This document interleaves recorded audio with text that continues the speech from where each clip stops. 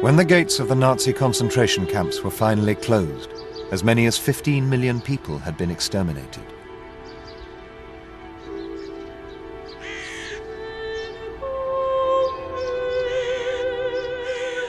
In the 60 years since the Second World War, Germany has come to terms with what took place in these camps. But what few people realize is that places like Auschwitz were not Germany's first concentration camps, and the Holocaust was not Germany's first genocide.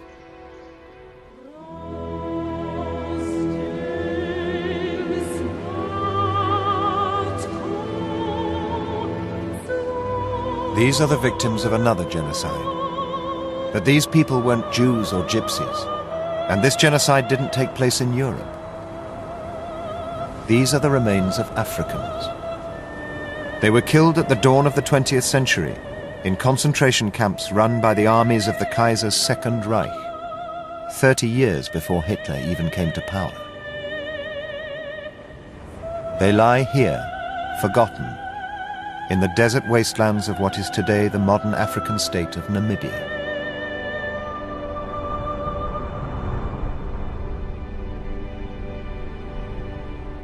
This is the story of the genocide that modern Germany has not come to terms with. For 100 years, what happened in Germany's long-lost African empire has been hidden. It's the story of a genocide that implicates the highest level of the German government, the army, and even some of Germany's biggest companies. But the ghosts of the Namibian genocide have been reawoken. They've returned to haunt modern liberal post-war Germany. And in doing so, they've forced Germany to wake up to a very uncomfortable fact: that the dark racial theories that helped inspire the Nazis run much deeper into German and European history than most people want to acknowledge. Soldiers received specific orders which allowed them to kill anyone. It was an overall strategy aimed at ethnically cleansing the countryside to create Lebensraum for German settlers. The whole process was genocidal. The deliberate extermination of the Herero, the Vernietigingsbevel, the destruction order. Many of members of my own family died.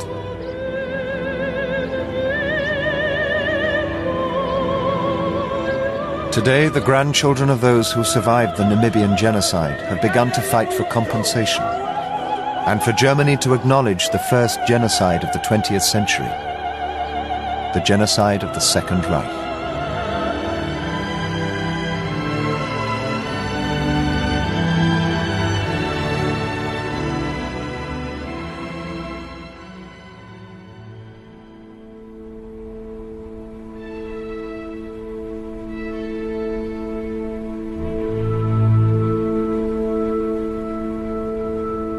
The story begins in 1884, as delegates from all the great powers of Europe gathered in the grand imperial capital of the German Reich, Berlin.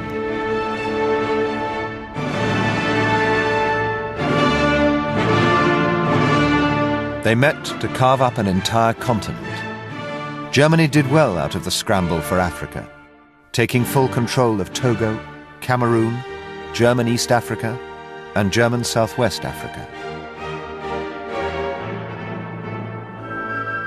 But just as Germany was beginning her imperial project, new theories were sweeping across Europe that were to have a powerful influence upon that new empire.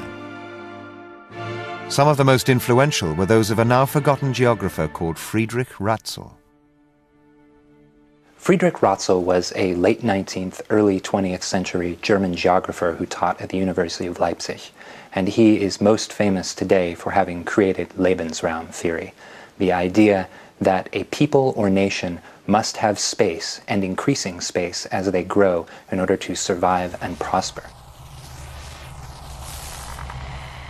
In his book Anthropogeography, Ratzel argued that some of the living space, or Lebensraum, that Germany needed could be found in her new African colonies.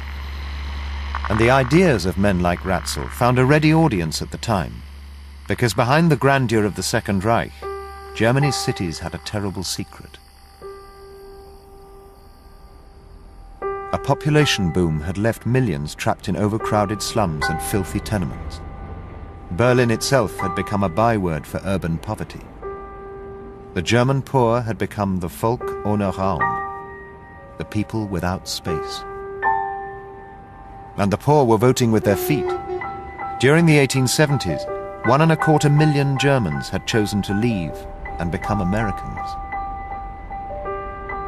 Seen through Ratzel's Lebensraum theory, Germany now faced the choice of declining through lack of space and the loss of her population, or expanding into new lands. If she could settle her new African colonies with German farmers, these lands would become satellite states that would spread the German race across the world. A greater Second Reich would emerge, stronger and healthier. But only one of Germany's African colonies seemed to offer any real potential for the settlement of farmers and their families. Namibia, or as it was called then, German Southwest Africa. Friedrich Ratzel and other supporters of imperialism promoted Southwest Africa as an ideal source of Lebensraum. It was mainly free of tropical disease, and although much of it was desert, there were huge tracts of land suitable for farming cattle.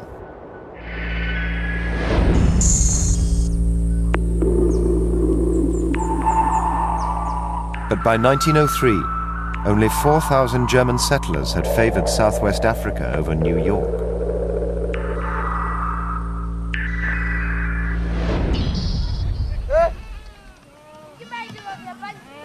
One reason for the slow pace of colonization was that the land was already the living space of the local African peoples. If the Volk ohne Raum were to find living space in Southwest Africa, like colonists elsewhere, they would have to take that land from the Africans.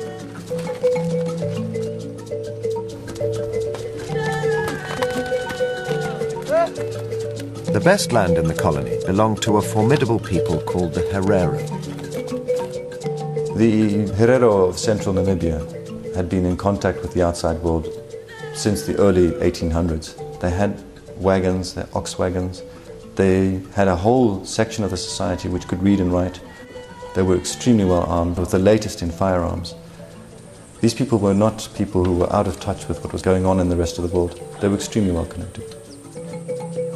Under the governor, Theodor Leutwein, Germany followed a colonial policy of negotiations, treaties, and bargaining with the powerful leaders of the Herero and the colony's other tribes.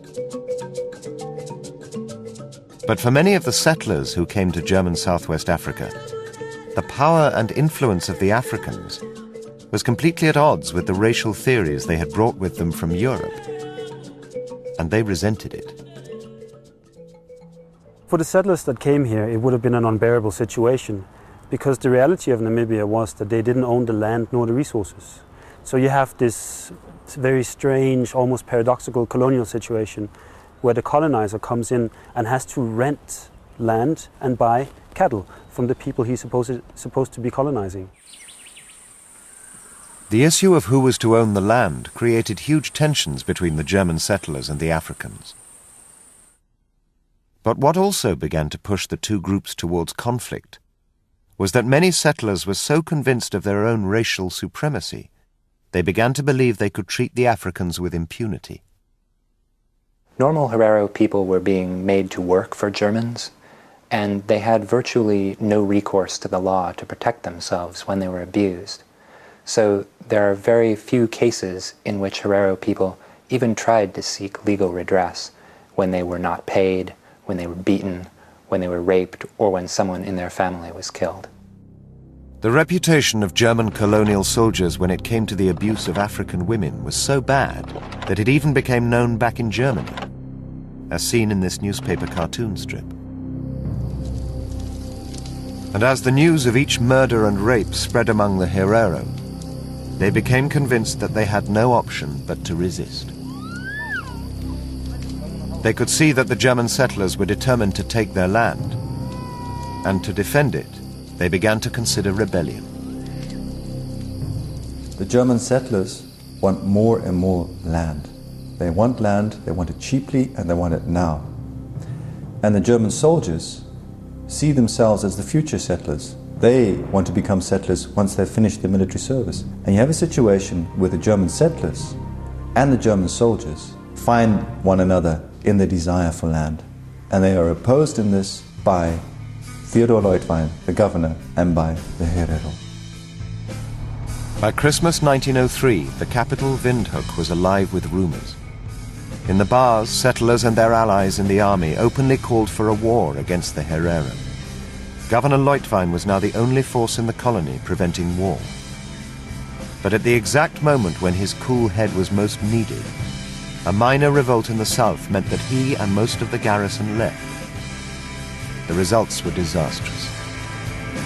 Within weeks of the governor's departure, the extremists in the army finally pushed the Herero too far. They rose up and terrible scores were settled as the relatives of Herero, raped or killed by Germans, took their revenge. In the first few days, over 100 German soldiers and farmers were killed. But the rebellion provided the perfect pretext for the most radical among the settlers and the army to take over the land. They now set about the grim work of ethnically cleansing the colony of the Herero.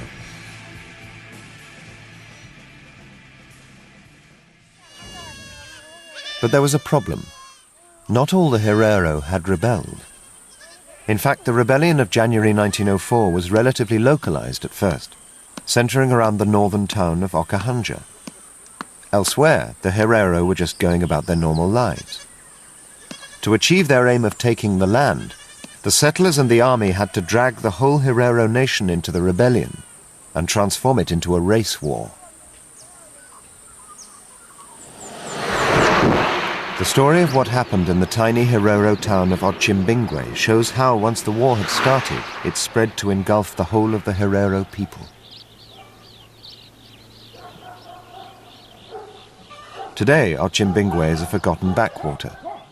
But in 1904, it was an important Herero center. The Hereros of Otjimbingwe had close links with the community of German settlers with whom they shared the town. 3 days before the outbreak of fighting in the north, the German settlers here gathered to celebrate a wedding.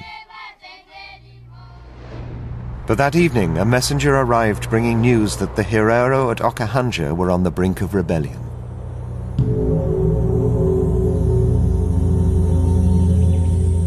Rather than panic, the missionaries of Otjimbingwe instead met with the Herero chief Zacharias, who declared his peaceful intentions.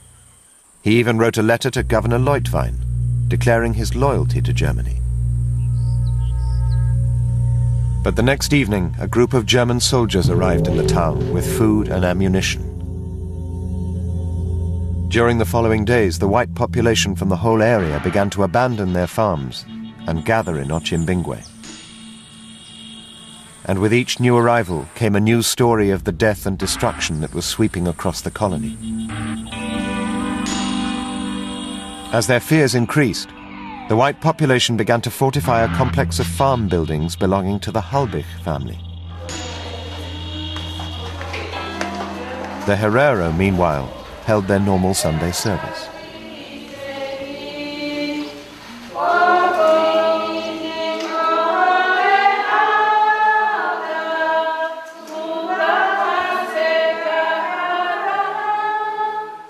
As their hymns rang out across the town, the German soldiers, only meters away, paced out the range of their field of fire. Barbed wire was strung around the building, and firing holes made in the walls of the Halbich station. On the 23rd of January, just 9 days after the start of the uprising at Okahanja, the German troops finally opened fire. Despite all their demonstrations of loyalty, the Herero of Otjimbingwe was swept into a war they didn't want, against a German community amongst whom they had lived peacefully for years.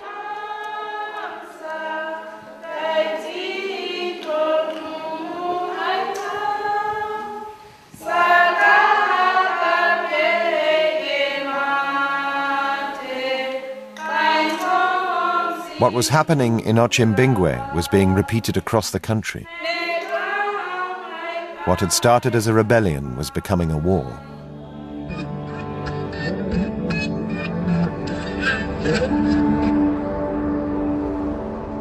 A month after the start of the conflict, Governor Leutwein finally returned to the capital.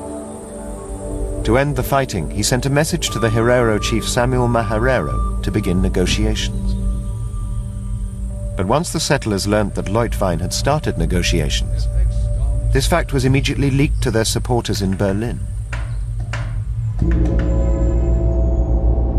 Back in Germany, right-wing politicians and the pro-imperialist organizations wanted to use the Herero uprising as a pretext to take over the colony completely.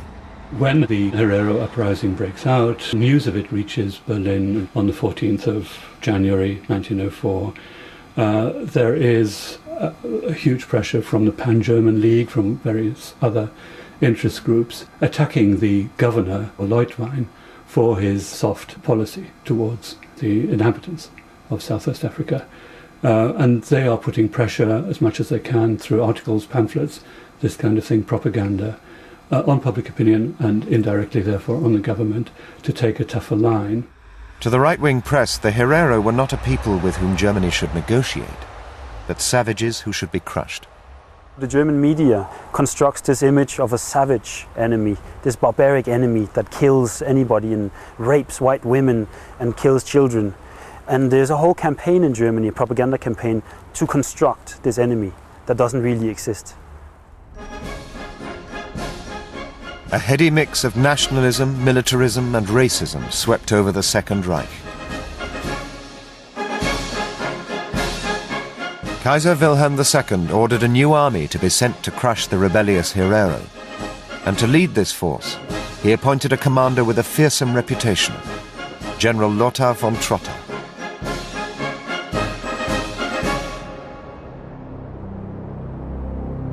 Six months after the start of the rebellion, von Trotter landed in Southwest Africa.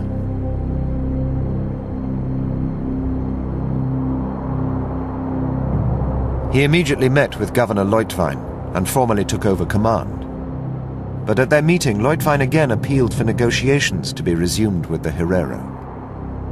And this would have been the normal strategy in a colonial war. But the hysteria in Berlin meant that this no longer was a colonial war. Von Trotter is not there to negotiate.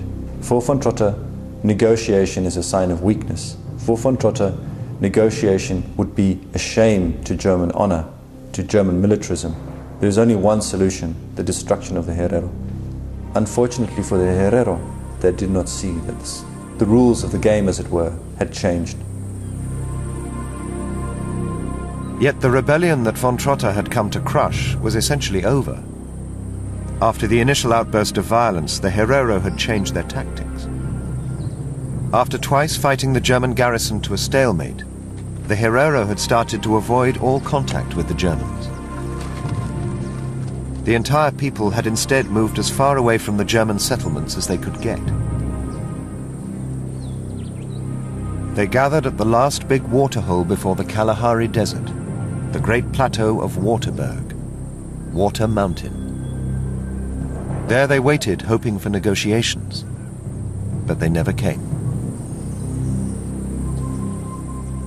I think the Hereros would have considered the war over by spring 1904, because the way wars were usually fought in Namibia was there was battles and then that was it. It was over, you settle it and you negotiate terms and that's the end of that. The Hereros had proved their point, don't take all our land, treat us as humans and we'll let that be that. Because they were at the point where they could have attacked Windhoek and the main stations, but decided not to. They backed off, they proved their point. So I think from the Herero point of view, they were very clear on what had happened. Now the German side of the issue is completely different. What the Herero at the Waterberg could not possibly have known was that instead of planning negotiations, the Germans were assembling a colonial army unlike any other. Week after week in the late summer of 1904, hundreds of soldiers were sent from Germany, along with huge supplies of the latest weapons and artillery. One of the soldiers of this new army, the young Lieutenant Ritter von Epp, wrote letters to his family while on his way to Namibia. They reveal the extent to which some in the army had come to see the war as a crusade for Lebensraum.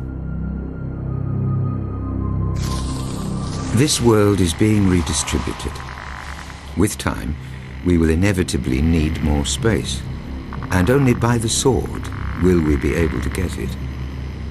This is a matter for our generation, and for our existence.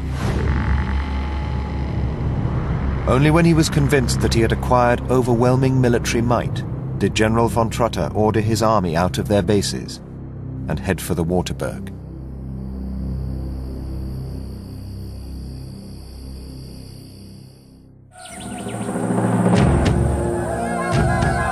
On the morning of the 11th of August 1904, the German cannons and machine guns began to fire on the Herero. General von Trotter's battle plan was, as he said in his own words, to encircle and annihilate the Herero with a simultaneous blow. But these plans were not what they seemed. Von Trotter had left one side of the encirclement weaker, knowing that when they were defeated, the Herero would have to retreat through this gap in the German line. This would force them to escape eastwards.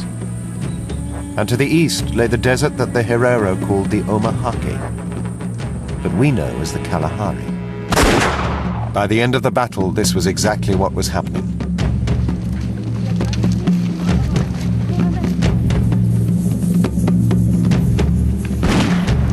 The Germans pursued the defeated Herero. For week after week in the summer of 1904, they were pushed deeper and deeper into the Omahake Desert.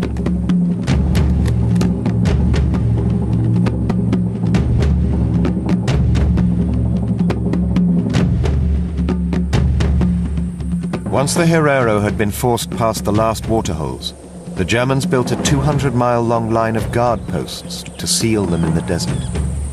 Now trapped, thousands began to die of thirst and starvation. But finally, to seal the fate of the Herero, von Trotter did something unprecedented in colonial history. The history of European rule in late 19th and early 20th century Africa is unbelievably brutal. But what sets the genocide apart of the Herero in German Southwest Africa is General von Trotter's explicitly articulated Vernichtungsbefehl, the annihilation order, in which he committed to paper his plan to destroy the Herero people. On the 1st of October, 2 months after the Battle of Waterberg, von Trotter and a group of German soldiers reached the waterhole of Asombo Windimbe. The next morning, von Trotter read out a proclamation to his troops. I, the great general of the German soldiers, send this letter to the Herero people. Within the German borders, every Herero, with or without a gun, will be shot. I will no longer accept women and children. The important thing about Asombo Windimbe is the putting down into writing an official sanctioning of genocide. Why did this take place? I think that the situation had reached an extent where the German military believed that this was perfectly acceptable. They did not see that this was possibly controversial. The Herero people must leave the land. If they do not do this, I will force them with the cannon. These are my words to the Herero people. The great general of the mighty Kaiser.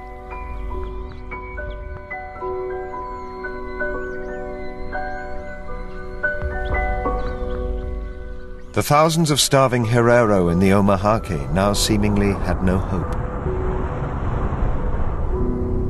But in Berlin, the news of von Trotter's extermination order was a shock. The army and its supporters in the Reichstag had badly misjudged the changeable mood of the German people. When news of the brutality with which Trotter and his troops are putting down the uprising reaches Germany, there are huge and radical protests, above all in the Reichstag, above all among the Centre Party. On this issue, they are radically opposed to the actual policies being conducted. And there are also newspaper articles. It's a national scandal, if you like. Despite the scandal, the Kaiser refused to order von Trotter to rescind his extermination order. For 2 further months, the Hereros were hunted down in the Omahake, until finally the government forced the Kaiser's hand. On the morning of the 9th of December, a telegram was sent ordering von Trotter to accept the surrender of the Herero.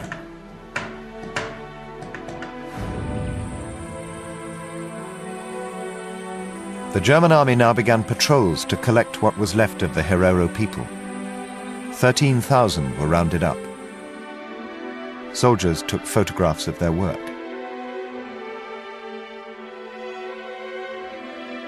After 6 months being hunted by the German army, the Herero were terrified and untrusting. To persuade them to surrender, German soldiers and missionaries told the Herero that they'd been pardoned by the Kaiser and would now be allowed to return to their homelands. But this was a lie. What Germany now began was an extension of their policy of extermination, using more efficient 20th century methods.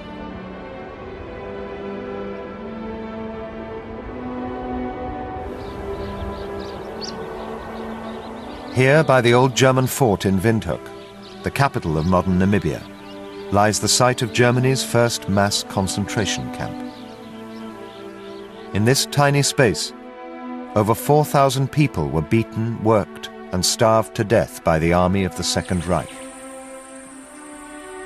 What happened here and in other camps across this country is something that few people in Germany and Namibia have been willing to confront. But this is where the Herero collected by the army were sent, and where the first genocide of the 20th century reached its terrible conclusion.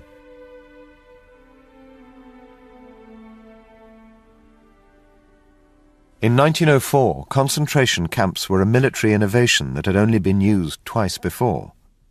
But in Namibia, the concept was applied in a completely new way. Concentration camps in the British model in South Africa or the original Spanish model in Cuba were essentially designed to separate freedom fighters from the people who supported them. In German Southwest Africa, something very different was going on. There were no more free Herero people. They were all, or almost all, in camps. In the early months of 1905, the Herero was shuttled around the country in cattle trucks. Thousands of them arrived here in Swakopmund. This town, trapped between the great dunes of the Namib Desert and the icy cold waters of the South Atlantic, was the colony's main port. A concentration camp was built here because Swakopmund was a center of German industry and commerce, a place where the slave labor of the prisoners could be best put to use. No one today knows exactly where Swakopmund's 2 concentration camps were located. Yet what happened in those camps was meticulously recorded, documented, and photographed by the Germans themselves. 3,000 Herero were imprisoned in Swakopmund. The majority were women and children. They were made to unload the ships that landed in port and to work on new building projects. Beatings were common, but the conditions in the camps alone proved fatal for many Herero prisoners.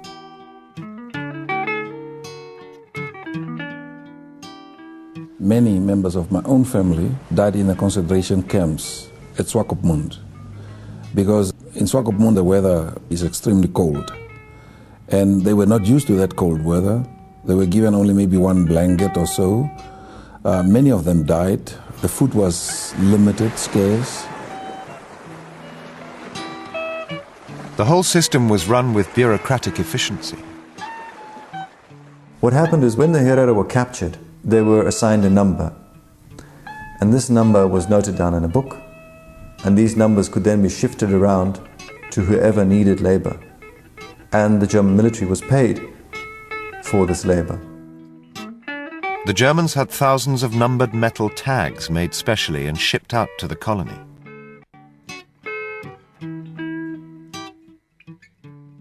This one is apparently unique in that the number was scratched and another number was put on, because it seems like sometimes they reuse it.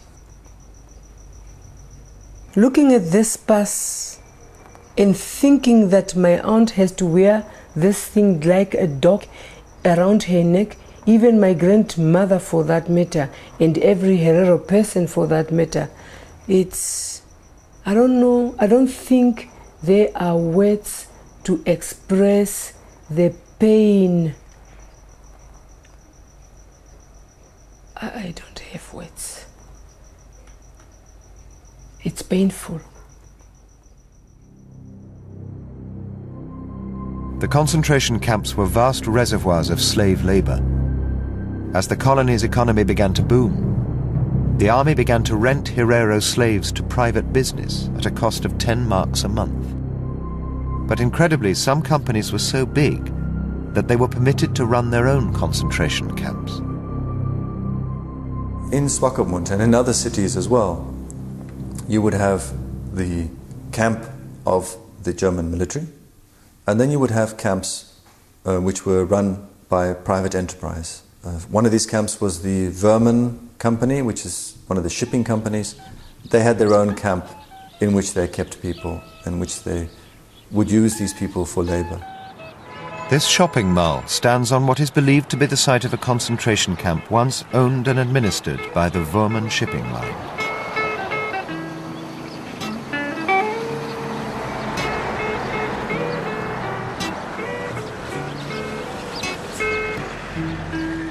Today, black Namibians walk from the township on the outskirts of Swakopmund to stack shelves on the site of the concentration camp where their grandparents' generation were worked to death. Deaths that were grimly and accurately recorded by the German authorities. There are at least 14 volumes in the Windhoek archives of death registers, Totenregister. And the death register lists the name of a person, which is usually unknown, the age of a person, the sex of a person, the number of the person, and for whom he or she is working at the time of death. And the cause of death, most of the time, is death through exhaustion.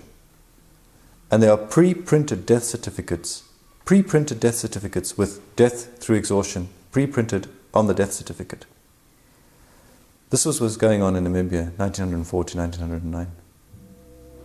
Although there's no shortage of evidence for what happened in the camps, their memory has been wiped from Swakopmund's history. Opposite the probable site of the Verman Line concentration camp, an antique shop sells memorabilia of the Second Reich to the tourists. Under the counter, they sell memorabilia of the Third Reich.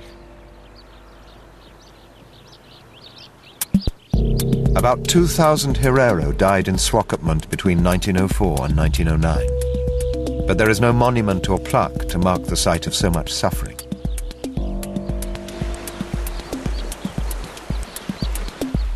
In fact, many in the town continue to deny the existence of the concentration camps. Each summer, the sun transforms Swakopmund into the jewel in modern Namibia's tourist industry. It's marketed as a little Germany under the African sun. The terrible past of this town is not allowed to intrude. But on the outskirts of Swakopmund, there is a bleak and graphic testimony to what happened here a century ago.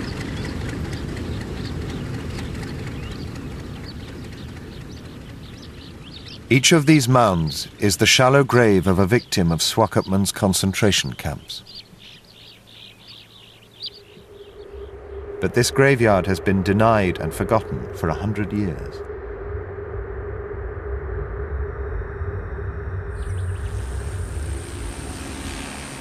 Today, this cemetery is the playground for tourists who ride dune buggies over the remains of the Herero dead. We know that there are mass graves along the Swakop River in Swakopmund. We know that there are mass graves in the shunting yards in Windhoek. And we know that in Luderitz the people were simply thrown into the sea.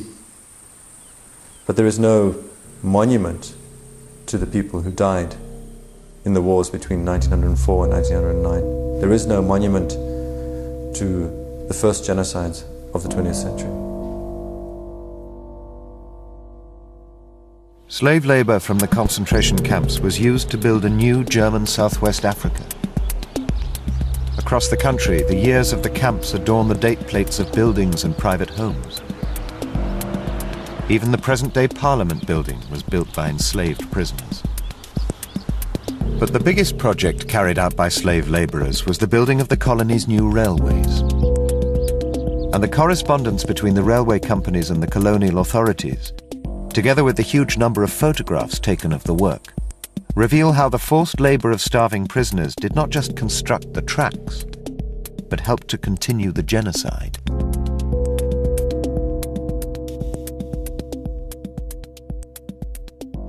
The best documented of the railway projects was the building of a new line in the south. It was constructed by the Lens Company, who between the beginning of 1906 and June 1907 were issued with 2,014 concentration camp prisoners. After just 6 months' work, the Lens Company reported to the colonial government that 1,359 of the prisoners had died, 67.48%.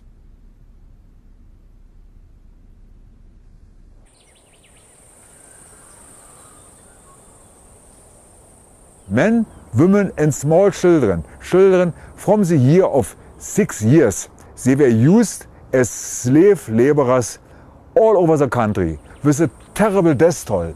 For instance, on the Lüderitz-Aus railway line, you can see every sleeper. There is one dead body. The Lüderitz-Aus railway line was built to connect Lüderitz, the colony's second port, to the interior. Thanks to the war, this bleak and windswept harbour was for the first and last time in its history suddenly of strategic importance to the army. And while thousands were dying building the railways, Lüderitz itself was also being rebuilt by slave labour.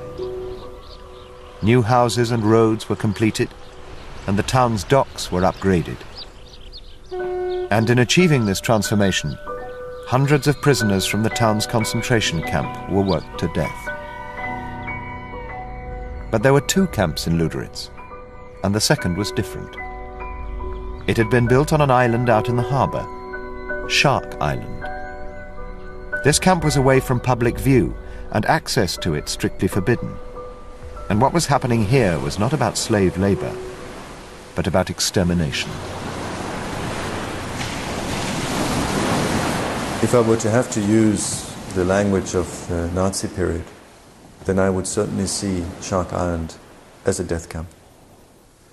It was an island onto which people were placed, and though some people were taken off the island for labor, the express purpose was to essentially eliminate them from the Namibian landscape. It was essentially a camp in which anybody placed on that island, everybody knew they were going to die. Most of the victims of Shark Island were not Herero. After witnessing the genocide against the Herero, the southern Nama people had also risen against the Germans. They were too late to help save the Herero, but just in time to become the newest victims of the genocide. It was specifically said in the German newspapers here that the Namas have no merit in the world anymore. They have no reason for living. They are of no use to the world anymore. So I think that there was a very calculated attempt to eradicate the Nama on Shark Island. In September 1906, 1,732 Nama were sent to the camp after their surrender to the German army. Within 7 months, 1,032 were dead. Of the survivors, 90% were too ill to work. They huddled together against the icy winds of the South Atlantic. Until very recently, there were thought to be only a handful of surviving photographs of the Shark Island camp. That was until the photograph album of the German Lieutenant von Düring came to light. Towards the end of 1905, von Düring began his journey home after fighting in the war against the Herero. Like many officers, Düring took photographs of his part in the great colonial adventure to impress people back home. Most of his photographs are simple snapshots of his friends in the colony. But the ship that was to carry von Düring back to Germany left from Lüderitz Bay, and when he reached the town, He used his rank to gain access to the death camp on Shark Island, where he continued to take photographs.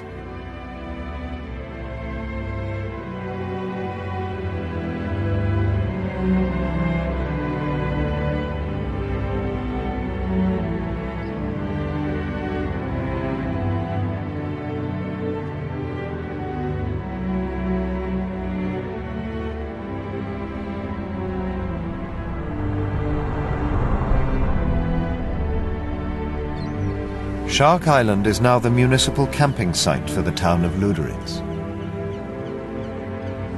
Visitors come here to spend the night, almost all of them completely unaware that they're camping in a place that was to provide the blueprint for the death camps of the 20th century. The death camp at Shark Island very clearly is linked to the Vernichtungslager, or annihilation camp, of the Nazi regime. In both cases, prisoners were collected from faraway locations and then shipped via rail in cattle cars, called transport in both cases, and then moved to a remote location beyond the public gaze where they were systematically destroyed. The vast industrial killings of Auschwitz and the other Nazi death camps lay in the future, but the idea of separating people out and simply killing them as quickly as possible was probably born at Shark Island in German Southwest Africa. There is another aspect of what happened on Shark Island that is horribly similar to what happened in the death camps of the Third Reich. The guards at Shark Island and other camps became involved in the racial sciences that had originally been used to justify the war. Soldiers began to trade in the skulls of dead Herero and Nama people, selling them to scientists, museums and universities back in Germany. The practice was so widespread that this postcard was produced showing soldiers packing the skulls.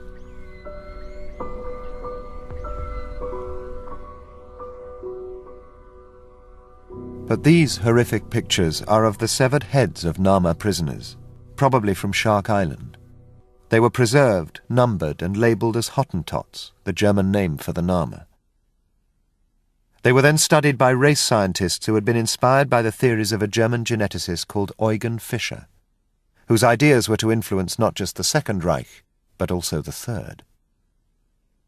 Eugen Fischer came in 1904 to Namibia. He was sent by some German universities, and he started to make tests on perished and dead prisoners of war over Herero and Nama.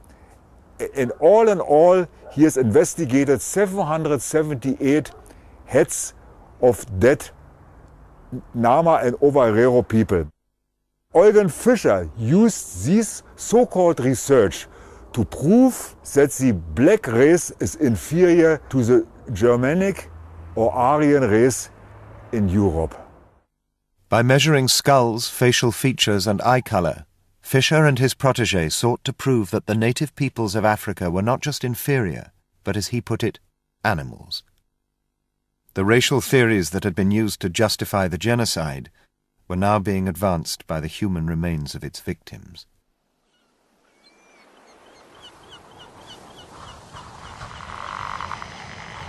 By 1908, the concentration camps were finally shut down. 3/4 of the Herero, 65,000 people, had been killed. Half of all the Nama people had also been exterminated. Across the country, hundreds of villages stood empty, and German Southwest Africa finally belonged to the Germans. The settlers now had all the living space they would ever need. Friedrich Ratzel's dream of Lebensraum in Africa had been made real. The last of the Herero and Nama were literally sold off to German farmers as slaves. Even today, there are those who remember the years of enslavement. Evangeline Kanyoka was born in 1909, when her parents were living as slaves.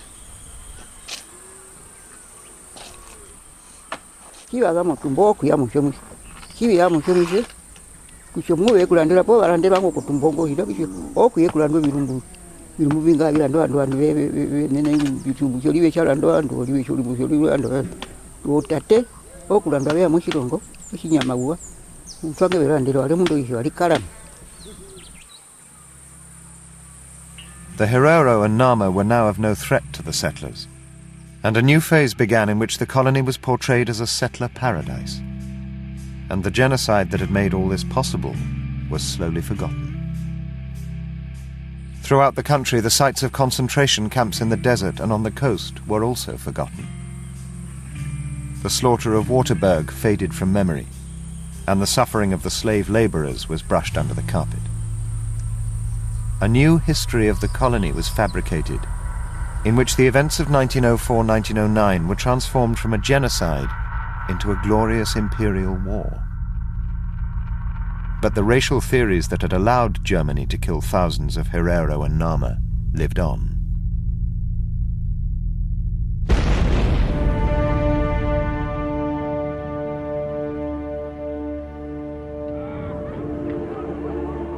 At the end of the First World War, the Second Reich and her empire collapsed.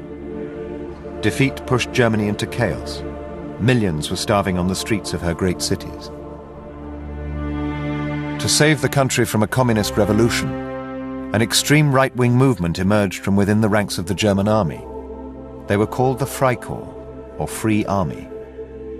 Among them were many former colonial troops who had taken part in the genocide in Southwest Africa, the most prominent of whom was General Franz Ritter von Epp.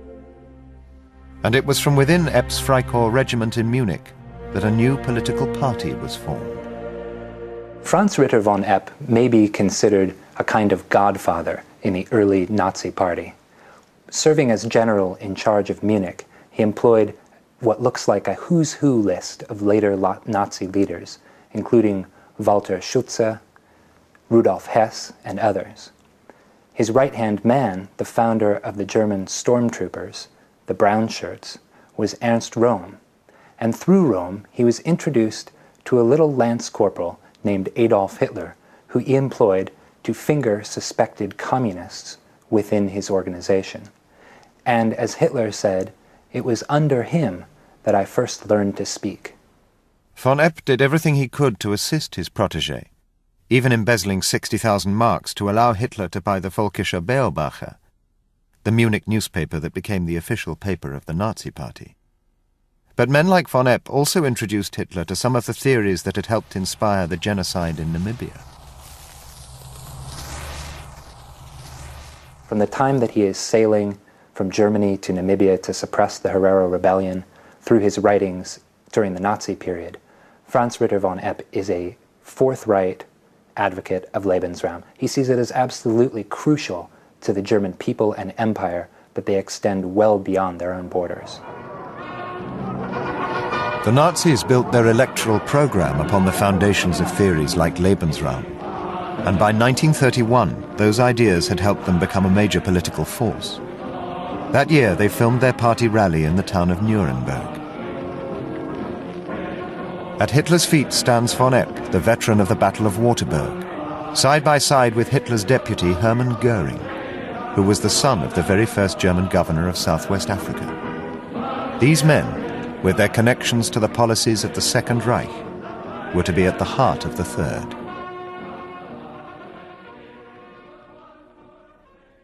Just 2 years later, that Third Reich was born.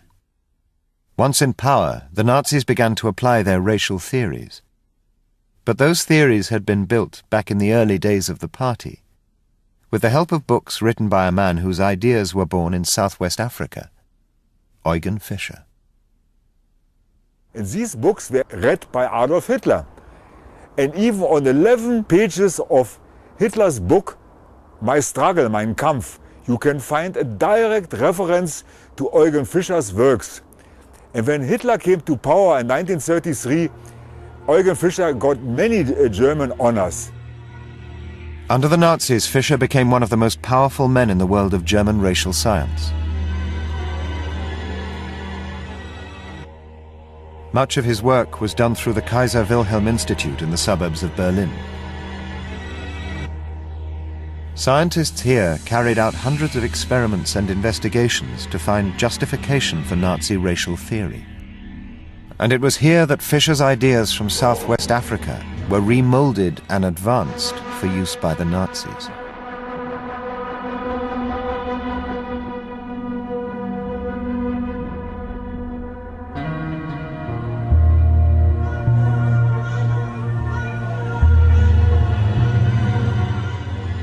One of the race scientists who received funding and support from Fischer and the Kaiser Wilhelm Institute was a young geneticist called Dr. Josef Mengele. At Auschwitz, experiments, theories and methods influenced by those Fischer had developed in Southwest Africa were now applied by Mengele to the victims of a new genocide and a new system of concentration camps. As part of his work, Mengele sent body parts of the victims of Auschwitz back to the Kaiser Wilhelm Institute, just as the skulls of the Herero and Nama had been sent to German universities 30 years earlier.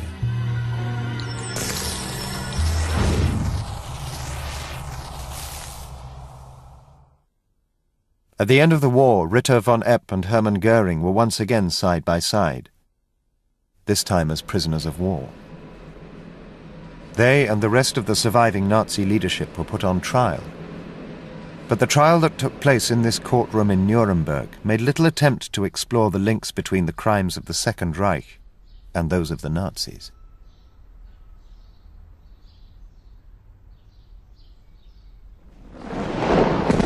But 14 years ago, the ghosts of the Second Reich began to stir, when the independent nation of Namibia emerged from 80 years of South African control.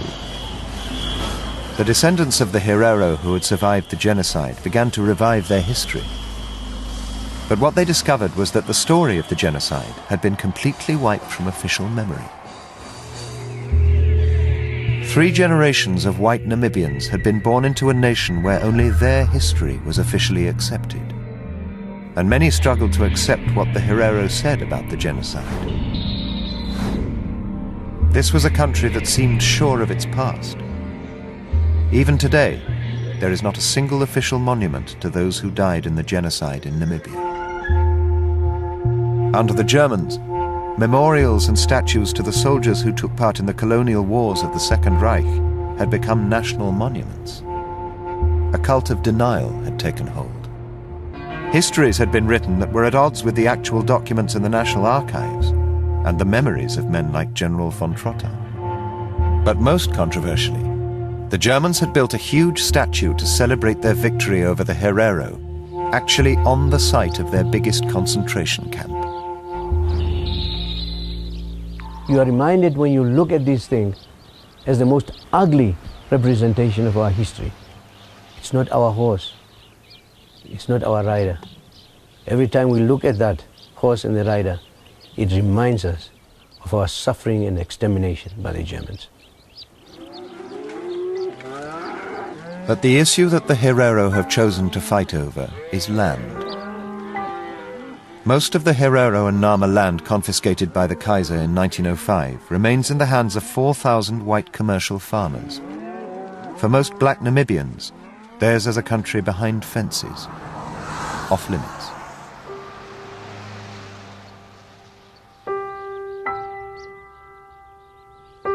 The Herero who'd survived the war and the concentration camps were resettled in tribal reserves. The land my family owned belongs now to a German farmer. It's no longer ours. Our people subsequently were pushed into the barren areas of the Kalahari, in the semi-desert area. That's why they farmed, and that's where I grew up. That part is painful. Until it is redressed, it will continue to be painful. For 4 years, Herero leaders have been embroiled in a legal case against the German government for $2 billion in reparations to buy back their former land.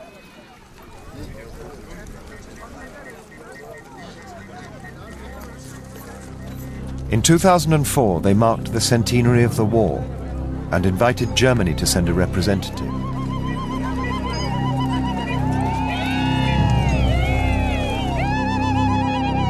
The Herero wanted Germany to admit responsibility and use the word genocide. German Development Minister Heidemarie Wieckse-Rexul came to speak at a Herero gathering on the actual site of the Battle of Waterberg.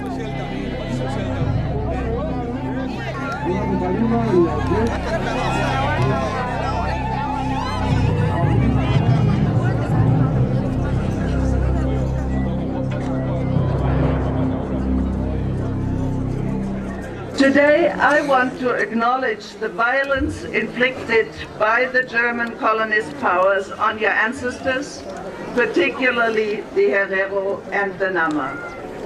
The atrocities, the murders, the crimes committed at that time are today termed genocide.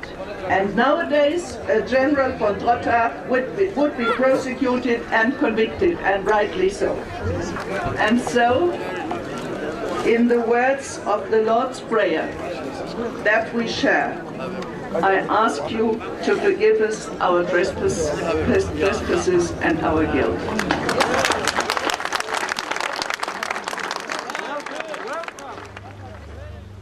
Germany's apology to the Herero and Nama people of Namibia is a brave and almost unique step. But it's also highly controversial. They have now used the word genocide to describe the actions of General von Trotta.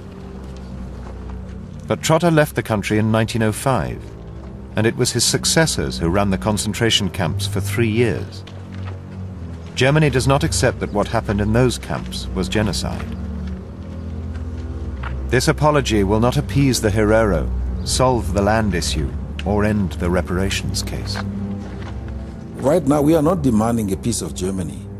We are demanding a piece of Namibia. It is our birthright.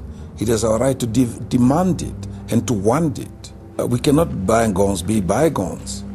While we are living like foreigners in our own country, and while we know that the Germans that caused 2 world wars, they are still having their land intact. Unless these issues are addressed and some form of redress is found, our children will continue to demand it for another 1,000 years.